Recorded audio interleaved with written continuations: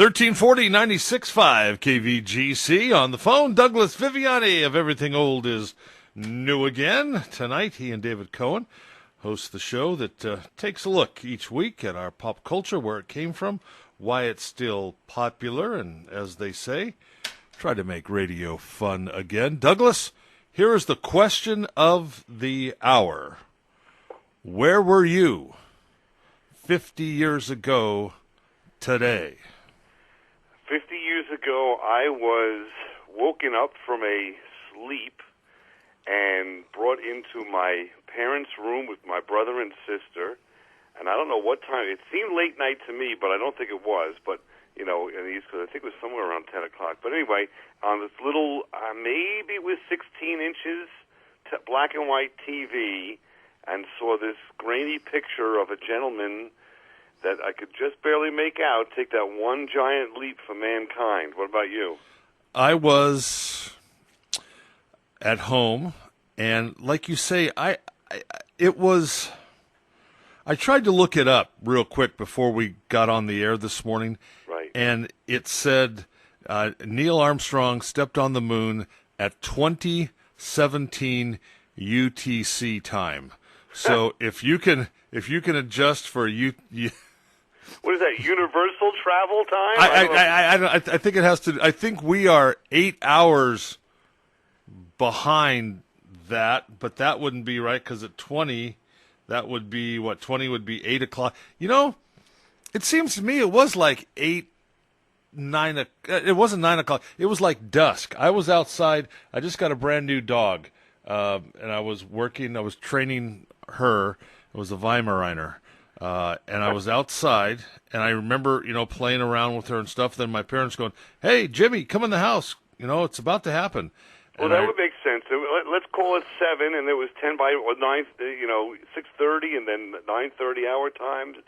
I remember he landed. It was like 5 hours later they got out, and I was always wondering, why do I have to go to sleep? What the heck? Why don't they just open the door and get out? What's going on?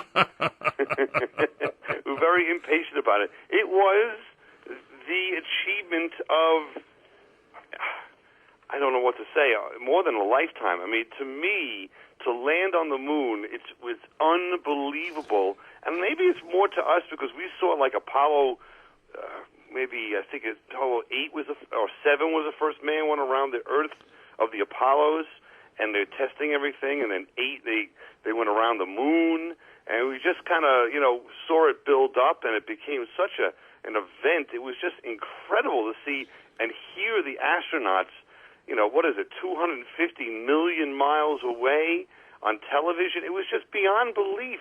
Maybe people just take it for granted now. I don't know what it's about, but people are some people are interested in it, but the youth of America, I think, just blows it off. No one really realizes how incredible that was. Maybe I'm wrong. I don't know. I looked it up. Okay, on July 20th, today, 50 years ago, they landed on the moon at 4:18 Eastern Time, touchdown, and then Armstrong descended from the Eagle's ladder, touching 1 foot on the moon's surface at 10:56 p.m. Eastern Time. There you go. So I do remember it kind of well. That would have been, so you would have been asleep.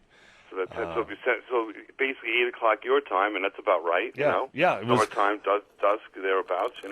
Have you seen that? And it was just the talk of everyone, and it was in movies for years to come. The Reluctant Astronaut, and all kind of, in James Bond, and I mean, space was the thing for a long time, and then it just receded with that, shuttle and the now we don't even have our own. You can't even get up there for one. No, we can't with our own.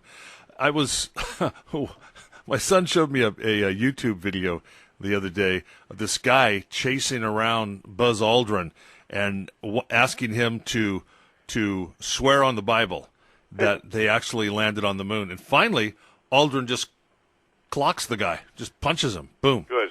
How dare you insult my intelligence like that? And, I'm very into, the unknown and coast to coast and having some fun with stuff, but to challenge that is beyond belief. I cannot understand where any of that nonsense comes from. And they built the ship right here, the lunar module right here in Grumman on Long Island. I knew almost every other kid that was in school. His father was working at Grumman, and I mean, just to say that it didn't happen, it's just beyond belief. It's just so silly. I mean, you tell me. I've watched a number of specials over the last week or so, and interesting one. President Kennedy had second thoughts about the speech that he made, and second thoughts about us going to the moon. In fact, they have recordings of him that says, he says, "I don't really care about going to the moon. That it's just, because they were worried about the money, they were worried about what was really going on here in America, and so forth." Saw an interesting movie over my vacation with it was one of these Netflix. I think it was either Netflix or Prime. And it was, the star of Breaking Bad. I can never remember the guy's name. He was LBJ in this movie. Okay. Oh man, what a great movie! What a great movie. Huh. Tells about takes up right after the assassination, and then goes through his time in the White House. But he had a heck of a time, that guy. And then there's another one that I watched. Could we do it again today? And there's a lot of thought that, no, we probably couldn't do it again today because we wouldn't have, there was, like you say, every kid you knew here in our part of the, we had all the rocket engines were built in the Sacramento area. And so everybody wanted to go to the moon. We wanted to go to the moon. We had to beat the Russians. We wanted to go to the moon. And there was national unity on that. Yeah. And I don't think that there is. I've thought about this a lot, and I've talked to all of my three sons. There's nothing that unifies our country anymore behind one thing. I mean, we had it a little bit, for a brief couple of years there after 9/11. But what unites? What would we all, join forces for, and go after? Well, we can't even unite behind these women soccer players, not to get political and whatever, but these characters, I'm sorry, they were not likable individuals for whatever reason. If you see that celebration and all that, and it's so sad that, you can't just, what happened, it's all gray. There's no good, bad, whatever anymore. It's like like I say, it's exactly right. There's nothing. For a universal theme of Americans, for some reason, there's nothing, completely positive. Does that make sense? There's nothing complete. Oh yeah, that's great. There's no one ever agrees on anything that's great. And yeah, going to the moon was that, and it was that in a time when we really needed it with Vietnam and all the assassinations and so forth. It was, I think, it was much more important for our society than people even realize. Not to mention all the things that we got out of it, not the least of which is the computer. You wouldn't have your cell phone today if it wasn't for that moon landing. People don't realize, We have more power in our phones than they had on board the lunar lander. Yeah. Seriously, I mean, it's go to the Smithsonian. Take your children to the Smithsonian. You don't live that far away. Yep. Take them there, especially to the Air and Space Museum, and it's crazy. It really is. We actually have a aerospace. We will do that for sure because it's tremendous, and they also have a mock-up of the Starship Enterprise there as well. But besides that, we have the Cradle of Aviation. You have to get the Enterprise. You have to get Star Trek reference in, huh? Sneak it in. Okay, there we go.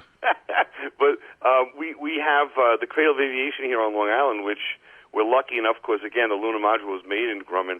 They have an actual real lunar module that was going to be used in a later mission that was built that they never used.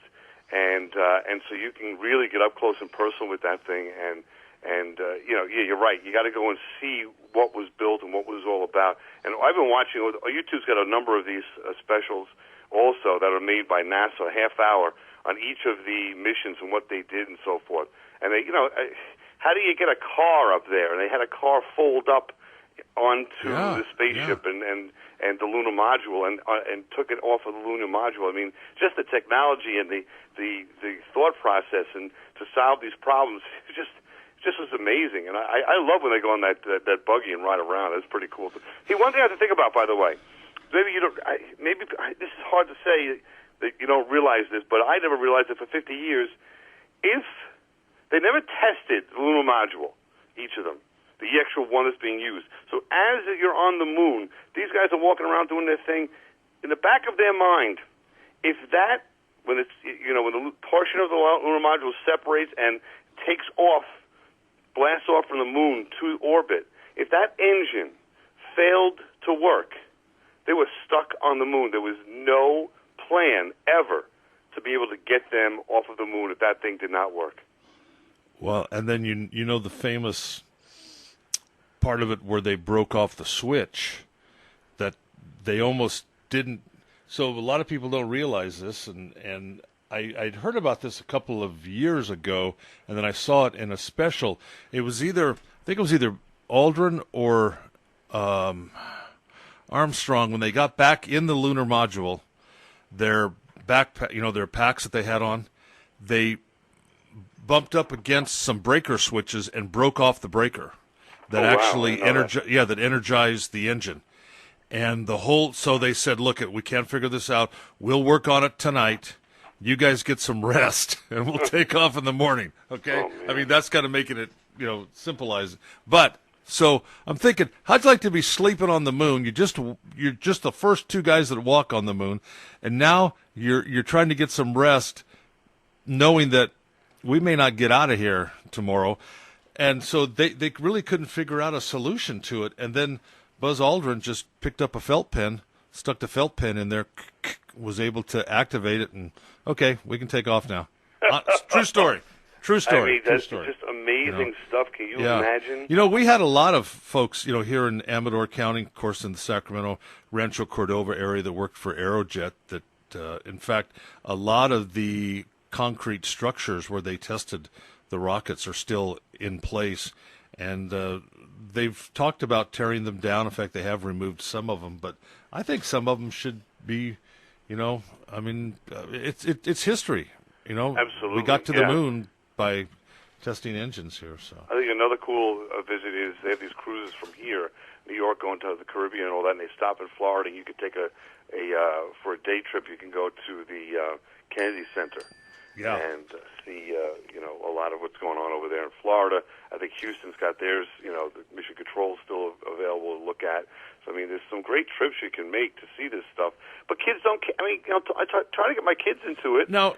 Wait a second. No. You and I have talked about this before. You have a model of the lunar lander and the command module on my windowsill. Okay. Do Leo and Angelica look at that with awe and wonder, or do they go, oh, that's that thing that catches dust and Mom gets mad at Dad about? Yeah, Angelica basically ignores it. Leo has asked a few questions. I've shown him some video, and he's kind of interested, but his, I've shown them walking on the moon. I've shown them the car on the moon during dinner or whatever. I throw a conversation. I put it on YouTube on the phone real quick, and that's where the interest has kind of ended. Like, okay, yeah, seen it. Okay, great, let's move on. Yeah. But he's 7, so he's not going to get it all. But at 10, I don't know. At 10, let me get it straight. I was 7 when they were landing on the moon. Yeah. I was Leo's age, and it set the tone for my life in a way where you got interested in sci-fi, you got interested in this whole thing, and you could achieve anything. And I don't know, they just don't have it. Maybe I hear rumors that they're planning to go back to the moon as a staging point for Mars, which I don't even understand how that makes any sense. But I'm not sure that that's happening. I read something. Is it called Orion? They were showing the lunar module that they are actually working on it. Okay. And it looks very similar to the Saturn, and it looks very similar to the Apollo command module. But this is what I want to. And maybe someone out there in our vast listening audience can call us or get a hold of you somehow. You see these pictures of them getting into the capsule, and they're like squeezed into these little chairs, and they're in these lounge. Okay, probably see where I'm going with this. So they're squeezed in. They shut the door and they're laying in there and they take off. Then when they're in space, they're floating around. It looks like they're in an area that's, pretty big. Right. Where are they at when this happens? They take off their spacesuits. Yeah, they're but in the spacesuits when they take off, and those things are bulky as can be. But do the chair, do their lounges fold up? Because think about it. It looks like they're actually standing in some areas, and you don't. And I've always wondered that. There actually was I saw a special where they have an animated picture and an animated, kind of a schematic, and it shows you what the inside was like. And it was basically, if you remember, a Volkswagen Bug, the Beetle, I should say. Yeah, Volkswagen is basically the size of that in the interior, they say. But doesn't it look much larger? Yeah, it does. It really does. Think about it. Next time you see them floating around, taking pictures and doing all, it looks much larger than. And then you see them floating down to the lunar module and the tube there and everything. Last question on this. But when you actually, because we're running out of time here, when you saw the LEM, how big is it really? Is it pretty big? It's about, I'm going to say, 15 to 20 feet tall and about the same wide. How close can you get to it? Can you get pretty close to it? You can almost touch it. You can get feet away from it. So we're going to actually do that this summer. I've got to get back over there because it's a good question. They've had comic book conventions there, and we broadcast them there once. But it's still been about 4 years since I've been there. It's hard to remember every detail. Yeah. But it's very cool. When I go, I'll take some pictures and post it. And that is an actual operating unit, right? It was made by Grumman. They made a ton of them. And again, they had been planning beyond 17. They were planning to go for another 3 at least, and they canceled them. So they were what are we going to do with these things? And one's in the Smithsonian, one's up here, and there's some others floating around somewhere. Pardon the pun. It took the original lunar lander circled the moon for a couple of months, and then it crash landed on the moon. How about that? I just heard that and one all of them, last night, basically. Yeah. In fact, when they crash landed, one of them, I remember the later ones, they had some seismotic, I don't know if you call it, and they felt, it was felt, the crash landing was felt throughout the moon. All right. I want to talk to you about a whole lot of stuff. We've run out of time, so let's just get with this week's show. What's coming up this week? Well, talk about conventions. We went and are going to the Eternal Convention on Long Island, broadcasting live from the Eternal Convention, which is a convention in the Nassau Coliseum, which is a big convention center and where the Islanders used to do play a little bit now, but used to play hockey. So we're going to be in the Nassau Coliseum broadcasting live, and I've invited the good Dr. Viviani, my brother, who's going to challenge Loretta DeBono. You've heard her, but she hasn't been on in quite a while, to a contest, because games right now are the thing on television. If you turn on television prime time in the summer, you're going to see the game show somewhere. And so we're going to jump on board with that, and they are going to do a trivia contest against each other, sort of a name that tune, and it's going to be of TV theme songs.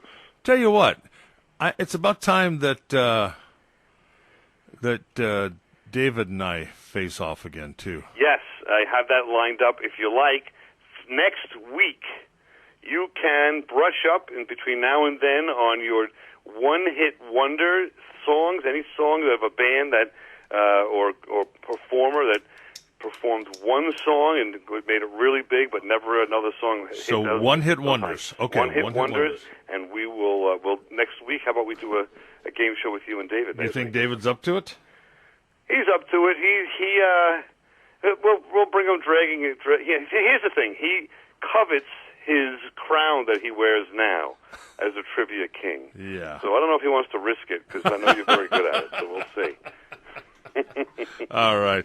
Tomorrow night, 6 o'clock, Douglas Viviani and David Cohen. Everything old is new again. Give my regards to the good doctor tonight.